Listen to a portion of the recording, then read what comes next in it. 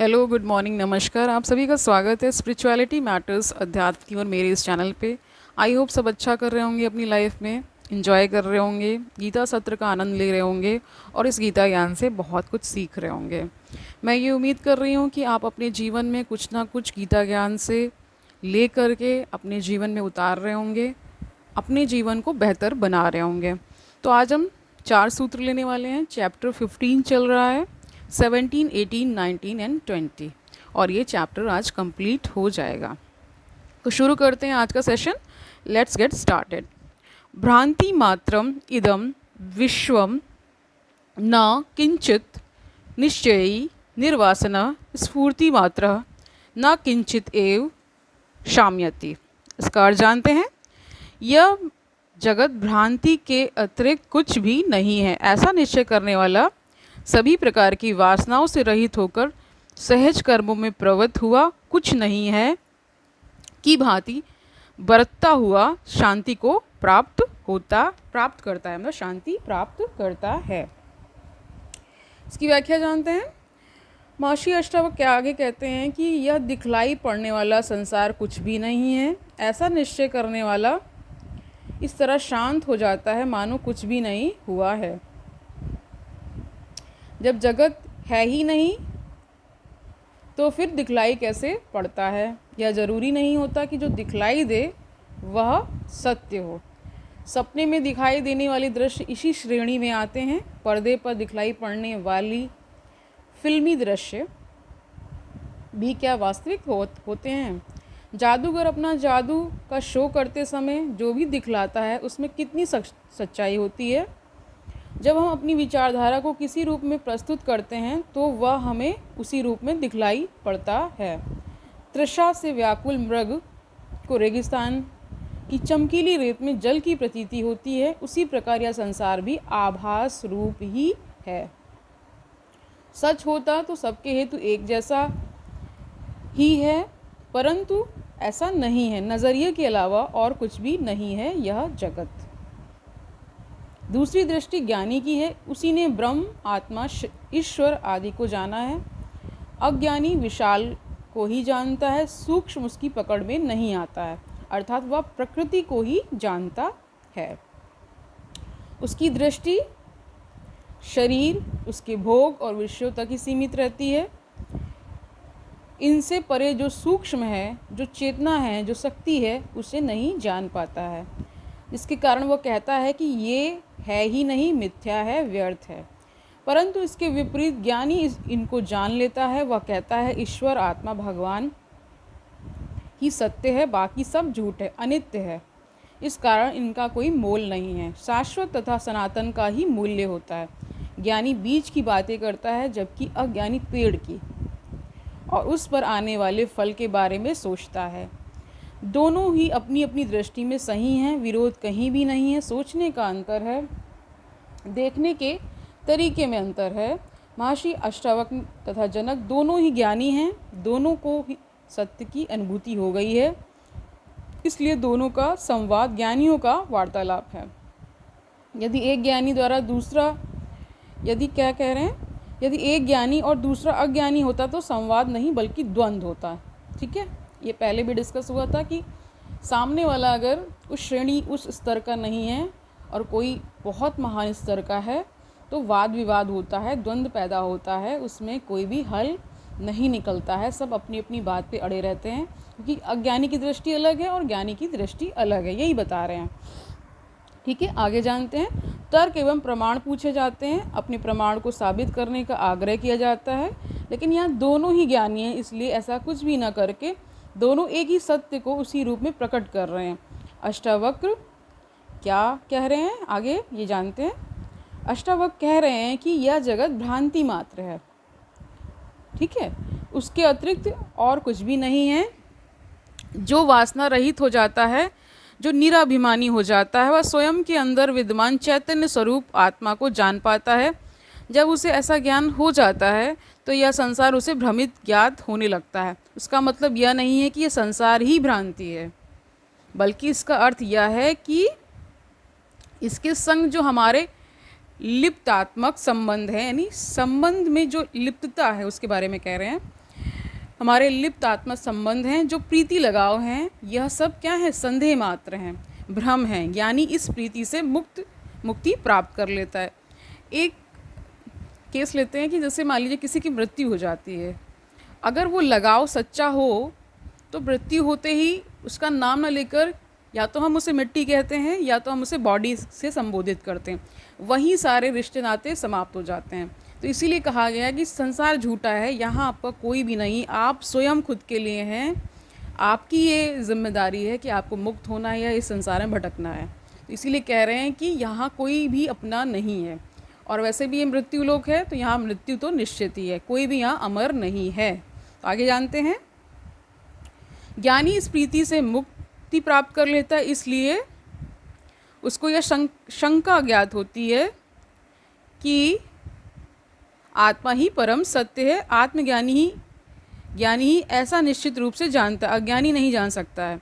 अतः ज्ञानी ऐसा जानकर शांति को उपलब्ध होता है, जबकि अज्ञानी जगत को सत्य जानने के कारण हमेशा परेशान तथा व्याकुल ही रहता है। ज्ञानी तथा अज्ञानी में यही भेद होता है। ज्ञानी की दृष्टि अज्ञानी से अलग हो जाती है, ज्ञानी का देखने का नज़रिया ही बदल जाता है। 18वां सूत्र देखते हैं। एक यानी अकेला बोला है, एक एव भवाम बोधो आसीद अस्ति भविष्यति न ते बंधः अस्ति मोक्षः व कृत्य सुखम चर। और जानते हैं, इस विश्व रूपी समुद्र में तू अकेला ही हुआ था, है और अकेला ही रहेगा।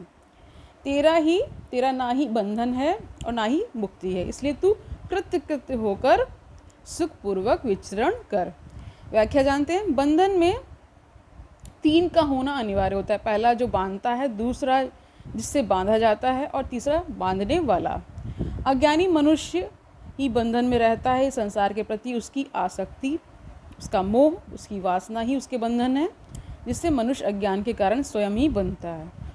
उसे कोई बांधने वाला नहीं होता है।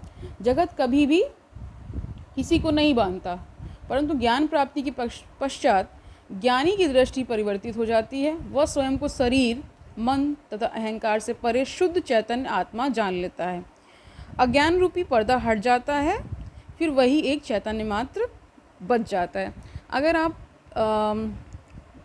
सोशल प्लेटफॉर्म्स को फॉलो कर रहे हैं, टीवी में भी इनका आता है, तो ब्रह्म कुमारी का जो ज्ञान है वो इससे मिलता जुलता है। वो भी क्या कहते हैं कि आत्मा को ही सत्य मानते हैं, इस शरीर को नहीं मानते हैं। उनका जो ज्ञान है वो निराकार ब्रह्म शिव को वो मानते हैं और वो उसी की चर्चा करते हैं। उनका जो 6 दिन का या 7 दिन का जो उनका कोर्स होता है, उसमें ये यही सारी चीज़ें बताते हैं कि आत्मा निराकार है, ये सारी चीज़ें। तो आगे जानते हैं। अज्ञानी रूपी पर्दा हट जाता है, फिर वही एक चैतन्य मात्र बच जाता है। जब एक ही है तो ना बंधन है और ना ही मुक्ति। कौन किसको बंधन युक्त करे और कौन किसको मुक्त करे। इसीलिए महर्षि अष्टावक्र कहते हैं, तू चैतन्य आत्मा होने से इस विश्व रूपी समुद्र में एक ही था और आगे भी एक ही रहेगा। अज्ञानतावश तूने अपने को उस चैतन्य स्वरूप आत्मा से भिन्न शरीर समझ लिया था। यही क्या है? यही तेरा सबसे बड़ा बंधन था।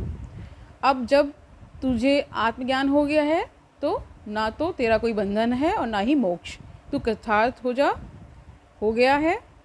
अब सुखपूर्वक विचरण कर। आत्मा का स्वभाव ही मुक्त है, उसका कोई बंधन है ही नहीं, भ्रांति मात्र था जो समाप्त हो गया।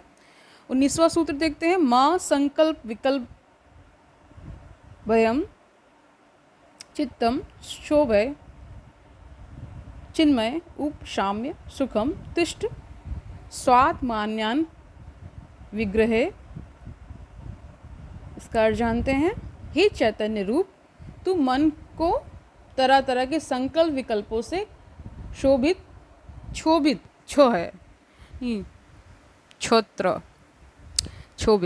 मत कर। मन को शांत करके अपनी आत्मा के स्वरूप में सुखपूर्वक स्थित और स्थिर हो जाओ। व्याख्या जानते हैं। मन का स्वभाव होता है संकल्प विकल्प। जब उसमें संकल्प विकल्प की लहरें उठती हैं तो मन व्याकुल हो जाता है, स्फुरित हो जाता है। इन लहरों का नाम ही मन है। संकल्प विकल्प के कारण ही विचारों का जन्म होता है, योजनाएं बनती है, उनकी पूर्ति हेतु साधनों को एकत्रित किया जाता है। इनको पूरा करने के लिए शरीर तथा इंद्रियां गतिशील होती हैं। जब मैं सेशंस वगैरह भी लेती हूँ, मैं ये भूल जाती हूँ कि ये रिकॉर्ड हो रहा है और हर चीज़ रिकॉर्ड होती है। तो कभी कभी क्या होता है कि कुछ शब्दों के उच्चारण में इधर उधर होता है, तो खुद से ही पता चलने लगता है कि कहीं कुछ त्रुटि हो रही है। तो आगे जानते हैं। तत्पश्चात मनुष्य कर्म करता है, अहंकारवश वह कर्ता बन जाता है, उसके अंदर कर्तापन का भाव उत्पन्न हो जाता है, जिसके परिणाम स्वरूप वह कर्मों के बंधन में बन जाता है। नवीन संस्कारों का जन्म होता है। इस तरह पूरा कर्मों का जाल बनकर तैयार हो जाता है। यह कर्म जाल ही जगत है, यही बंधन है। इसलिए महर्षि अष्टावक्र कहते हैं कि जब तुम चैतन्य रूप हो, अधिष्ठान हो, तो बाहरी या आंतरिक विक्षोभों का प्रभाव तुम पर क्यों हो रहा है।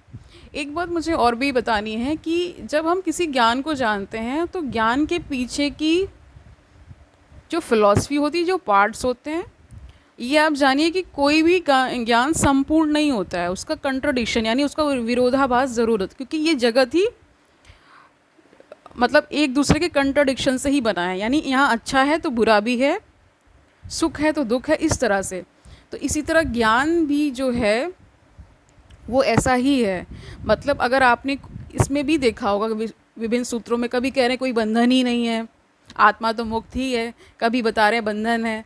तो ये कहने का भाव ये है कि जो उनके अंदर जो विचार, ये विमर्श हो रहा है ना, राजा जनक और अष्टावक्र जी के साथ विमर्श हो रहा है, विचार विमर्श, और एक तरह से संवाद चल रहा है। तो संवाद में क्या है, कभी कोई विचार उनके मन में आ रहा है, उठ रहे हैं विचार, विचार शांत हो रहे हैं, और विचार कभी कभी क्या हो रहे हैं, एक दूसरे से, जैसे एक सूत्र दूसरे को कंट्राडिक्ट करता है। ये मैंने नोटिस किया है। तो आप भी अगर इस पर ध्यान दे रहे होंगे तो ये समझ पा रहे होंगे कि एक सूत्र में उन्होंने एक बात कही है कि बंधन है, तो दूसरे सूत्र में वो कह देते हैं कि बंधन तो कोई है ही नहीं। तो ये उनके कहीं ना कहीं चेतना के स्तर पर भी डिपेंड कर रहा है, मुझे जितना समझ में आ रहा है। तो ये ऐसा हर किताब में, हर ग्रंथ में आपको मिलेगा।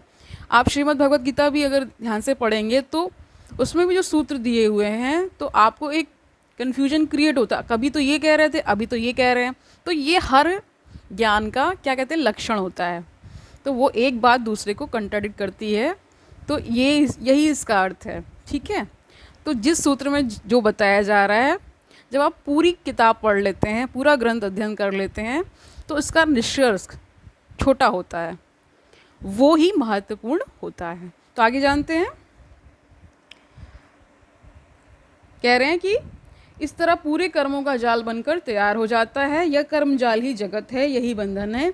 इसलिए महर्षि अष्टावक्र कहते हैं कि जब तुम चैतन्य रूप हो, अधिष्ठान हो, तो बाहरी या आंतरिक विक्षोभों का प्रभाव तुम पर क्यों हो रहा है। अर्थात ऐसा नहीं होना चाहिए, क्योंकि तुम्हारे व्यतीत होने का कारण ही नहीं है। अब संकल्प विकल्प कैसा, जब तुम संसार का वास्तविक स्वरूप जान गए हो, तुम्हें पता चल गया है कि वास्तविक स्वरूप क्या है, इसलिए तेरे लिए न बंधन है और ना ही मुक्ति है।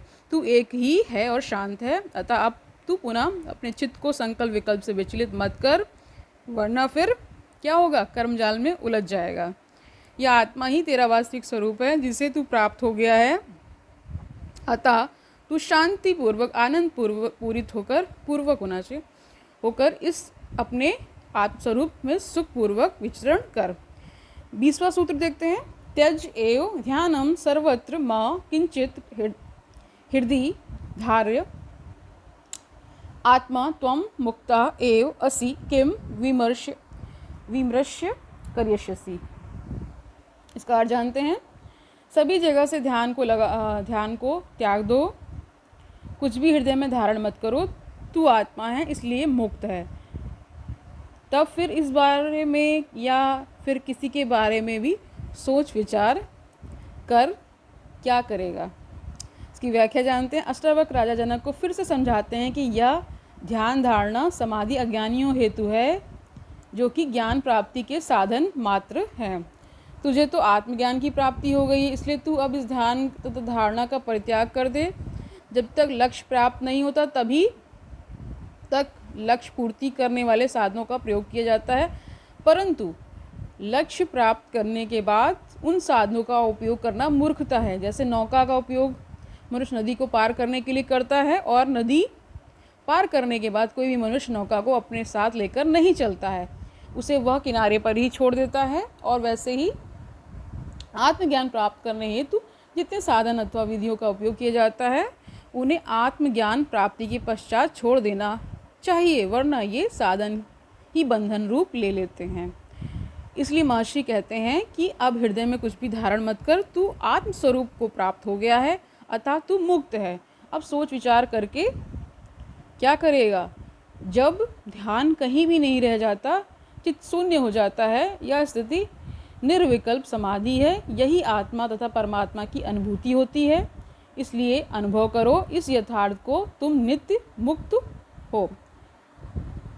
ठीक है, तो आज से ये चैप्टर 15 कंप्लीट होता है। कल से हम चैप्टर 16 यानी कि अध्याय 16वां शुरू करेंगे। इसमें क्या है, अष्टावक्र द्वारा संसार व मुक्ति के भेद का वर्णन किया गया है।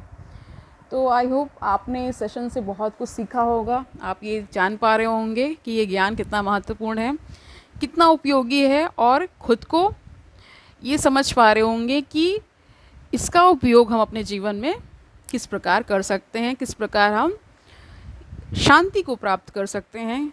गीता का ज्ञान बेसिकली आपके कर्म के बंधनों को, जो कर्म के बंधन भी क्रिएट हो जाते हैं, जो विभिन्न जन्मों से चले आ रहे हैं, आपके पीछे पीछे लगे आ रहे हैं, उनको काटने का एकमात्र उपाय है कि इस ज्ञान को पढ़ा जाए, समझा जाए और मनन चिंतन के माध्यम से इसको पुख्ता किया जाए। तो कल मिलते हैं। आई होप सब अपना ख्याल रख रहे हैं, अपने प्रियजनों का ख्याल रख रहे हैं, और एक पॉजिटिव इन्वायरमेंट क्रिएट कर रहे हैं, अध्यात्म की ओर जुड़ रहे हैं, और निश्चित ही अपने जीवन में परिवर्तन भी देख रहे हैं। तो कल मिलते हैं, तब तक के लिए हरि ओम तत्सत।